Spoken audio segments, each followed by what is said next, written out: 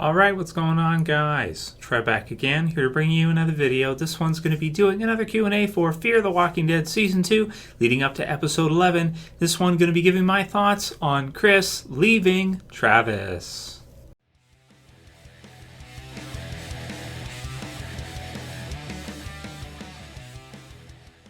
Okay, and spoiler warning if you're not caught up for Fear the Walking Dead. So I definitely wanted to do this one as I think it was a great piece of insight, and I apologize I did not write down the person who left the comment below, but I did see it, and I definitely wanted to get my thoughts on this. So in the predictions video, I believe it was, or one of the videos for Fear the Walking Dead, somebody, you can take credit for it in the comments below if it was you.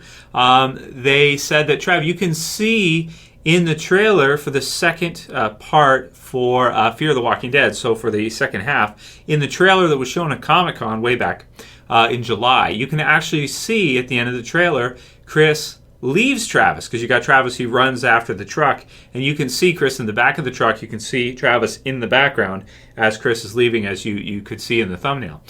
So great find, wanted to definitely include this one and give my thoughts on it in a video. I think it's big. I mean, it's big for the series in terms of the future direction that they're going with Chris, and also with Travis too. And until this point, we couldn't really put it into a context, as to why that might be. But if you look at the trailer, we've pretty much seen almost everything in the trailer up until this point. It has pretty much been in the episodes. It's one of the only things that we have not seen yet in this season. So it's hard to say which episode it's going to occur in. If it's episode 11, if it's episode 12. They've got the part where Chris shoots off the shot, but you can't tell it's him, with Travis there when he says no and everything in Do Not Disturb, which I love the scene. It's an awesome scene. And this one should be coming up probably the next episode that they're in, I think, because, of course, it seems like, Chris killing the guy in his own home is going to definitely piss Travis off like crazy, and you're thinking that Travis is going to give him some tough fatherly love here, right? But it looks like Chris and the other guys he's with, which also probably don't like Travis. I mean, Travis is like a high school teacher, and you have pretty much party animal type guys. High school teachers, party animals. Some high school teachers were party animals when they were in their early 20s and stuff, maybe when they were in college. But generally, the two don't see eye to eye. Teachers tend to be very, they're very strict. They're very more anal, this kind of deal, organized and everything like that. And of course, party animals tend to be the exact opposite of that. So with Chris pulling the trigger, with Chris killing the guy, it seems like it does create the divide, and we do see Chris leave with his new buddies and his new group and leave Travis behind. So this one's pretty easy for predictions. What do we think is going to happen if Chris leaves Travis? Well, I'm thinking that Travis is going to decide, okay, my son doesn't want anything to do with me anymore. Maybe I'll go try and find Madison, because it's like with Chris. I mean, he could keep looking for Chris, I guess.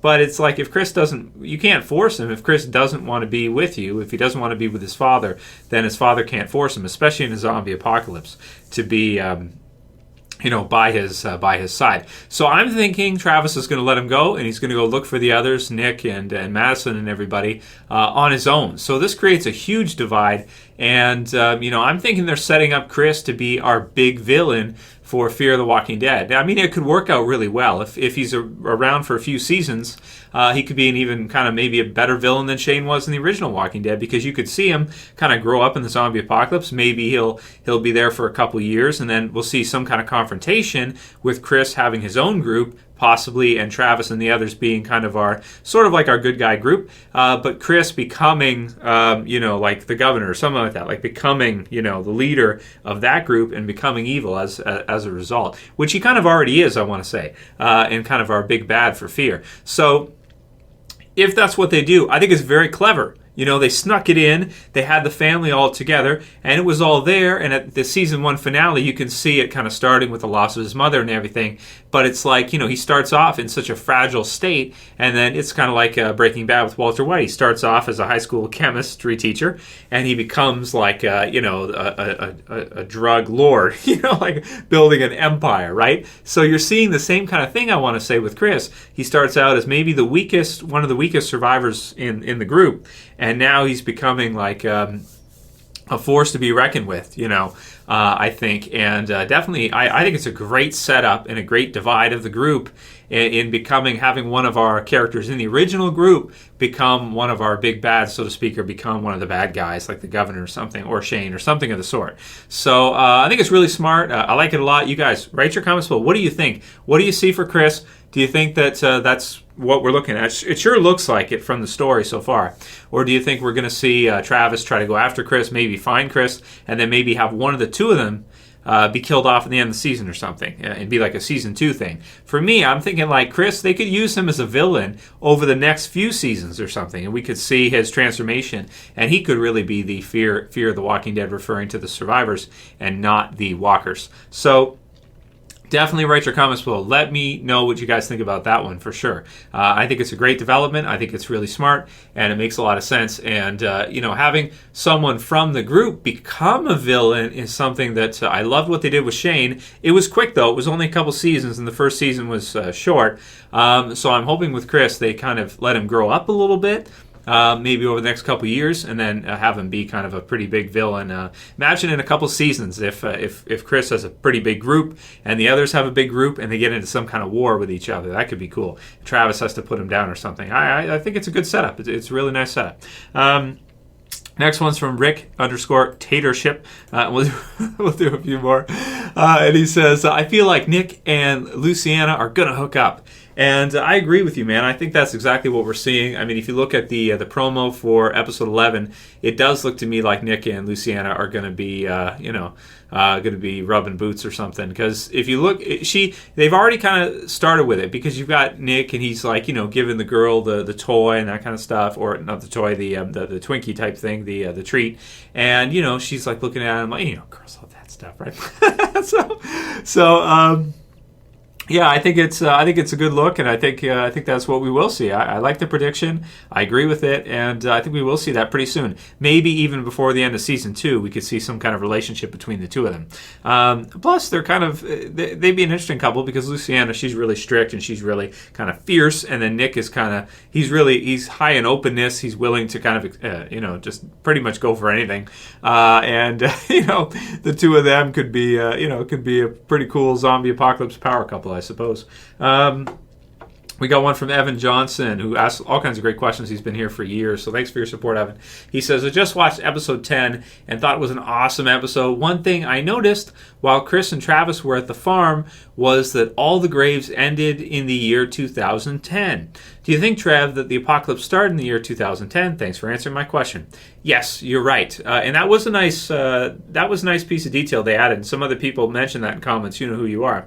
You wrote, "Wow, they even put the graves of 2010," and that's because The Walking Dead started in 2010. That was the year it premiered, and with Rick in the coma and everything, which he's still sawing off logs in terms of fear time. But that's the year it started, and so that's where we're seeing it. And you saw the graves there. It's the same time frame. The television series version of The Walking Dead, the zombie apocalypse, started in 2010, which is not the same as the comics, because the comics have been out far longer. But if you look at them as two different universes, which they are, because the characters are different in each one anyway. But I think that's nice attention to detail from AMC, and a good job for them to have that tie-in, to have it be the same time frame, which is pretty nice. So that means they all died after these, or as a result of the zombie apocalypse, it sounds like. Couple more. So Adam Ford says, hey, Trev, Q&A. What's up with the walkers being mindful of the ledge in the elevator scene in fear of The Walking Dead? Do you think it was just bad writing, or am I mistaken? Let me know your thoughts. Great channel. Keep it up. So good question from Adam. And, yeah, you're right. It did feel a little bit, but I'd have to watch the clip again to kind of analyze and everything, but I'm pretty sure they were kind of stuck and they were kind of like reaching, right? And so they do fall off. Like, we've seen other zombies fall off and they don't have any, they don't protect themselves. They have no they're not defensively minded. They just will throw themselves off if they get the opportunity to. So I was thinking, as the elevator, they kind of got stuck and they were so, looking after, and then eventually they kind of, as they got closer, they kind of fell down. You know what I mean? Like kind of that kind of deal. But maybe you're right. Maybe they should have, fallen off right away. maybe they just did that so that it would kind of keep the suspense up while she's hanging on there and she's scared, and you can see the angles and the hands. It's a TV show, so I don't think it was anything big or too bad or anything. I mean, I liked a lot of the stuff they did in the episode with the zombies, because you have her, she'll go out the glass, they'll like smash the glass in, and they're falling off, which is cool. It's something we haven't really seen since The Walking Dead with the big spot. So there was enough there, I think, that it was pretty cool. Sure, you can nitpick, but you could do the same thing with The Walking Dead if you want to do that, because you say 2010, but some of the cars in The Walking Dead, people pointed this out years ago in Season 2, Season 3, some of the vehicles weren't made by that time. They weren't made in that year. So I think one of them was a Hyundai or something like that. Whatever the commercials were for, I forget. That's like years ago. But, there's issues with it. People point out mistakes with Walking Dead, stuff like that. It's like, yeah, it's a TV series. There's going to be things that maybe don't always add up. Or, for example, you look at the smart walkers early on in The Walking Dead, and now they don't seem to have the same behavior. So it's it's a TV show. It's certainly not perfect. You have different directors. They have different takes. And They have good attention to detail, but sometimes you could look at it as maybe not everything is 100% realistic or would happen exactly as it should. But it's a TV show at the end of the day. Raphael Tremblay says, "Hey Trav, do you think Chris may kill Travis? Maybe that the other guys will force him to kill Travis." So he might kill. I could see him killing Travis, but it wouldn't be. I don't think it'd be right now. I think that there's a lot more setup. There's a lot more buildup that's going to happen, and then maybe we could see one kill the other, or something like that, and that would be a pretty big finale type of episode, I would think, or a big premiere for one of the seasons that they're going to do. But I do think, if I'm doing a prediction, this will be the last one for this video, guys. I feel like this is going to be kind of a divide, and it's going to take some time. And with the pacing of Fear, I feel like they could easily take this and stretch this out into Season 3 and maybe into Season 4 with Chris, if we get a Season 4, which we probably will.